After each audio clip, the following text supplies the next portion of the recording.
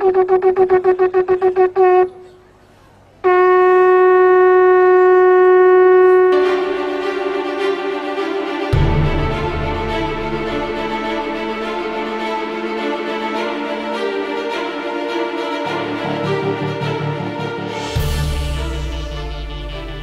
it's Jim Hutchins for the Jerusalem Connection Truth Report for this week. Let me begin by saying Chag Sameach, happy holiday. This is the first day of the Feast of Tabernacles. It's the last of the fall feast. We've had the Feast of Trumpets, we've had Yom Kippur, and now we have 7 days for the Feast of Tabernacles. And this was originated by God as one of His feasts, and I just remind you, these are the feasts of the Lord, not of Israel or any particular people, but of the Lord, and it's the Lord's people to participate in. Zechariah tells us this, that it will be very important that all nations recognize this. He says this in Zechariah chapter 14, verse 16.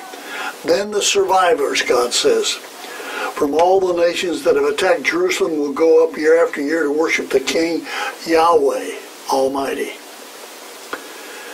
and to celebrate the Feast of Tabernacles. If any of the peoples of earth do not go to Jerusalem to worship the King Yahweh Almighty, they will have no rain. Yahweh will inflict on the nations that do not go up to celebrate the Feast of Tabernacles. So it's a celebration day and days now, but it will be to the max when Messiah comes. But there's a great deal that lies between this day and that day. And Israel's enemies are there to see that they are represented. But as a foreshadowing, Moses wrote of what would take place when God restores. This is from Deuteronomy chapter 32, verse 43. He says, rejoice, O nations, with His people. For Yahweh will avenge the blood of His servants. He will take vengeance on His enemies. He will make atonement for His land and His people. So that has to come. And it will come when Messiah comes. And an even more drastic response is given to us in Isaiah. This kind of response is given throughout the Hebrew Scriptures. For example, in Isaiah 49, verse 25, God says, I will contend with those who contend with you. I will make your oppressors eat their own flesh. That's what Yahweh is saying about the enemies of Israel. I will make their oppressors eat their own flesh. They will be drunk on their own blood as with wine. Then all mankind, universally, worldwide, then all mankind will know that I, Yahweh, am your Savior, your Redeemer, and the Mighty One of Jacob.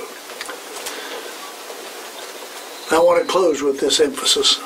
While we look forward to a time of rejoicing, the Feast of Tabernacles ahead, this has to transpire before that.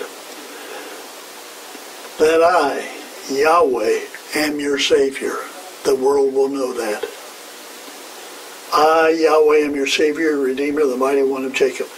But wait a minute. I thought Jesus was our Savior. Jesus is our Savior. But Jesus is the incarnation, the fleshly manifestation of Yahweh. Philippians 2:9, God says, I will bestow upon them the greatest of all names. And that name is His own name. He bestows His name upon His Son. So Jesus becomes the manifestation, the fleshly manifestation of Yahweh. Yahweh Yeshuatenu, Yahweh our salvation, our Jesus. And that is the truth.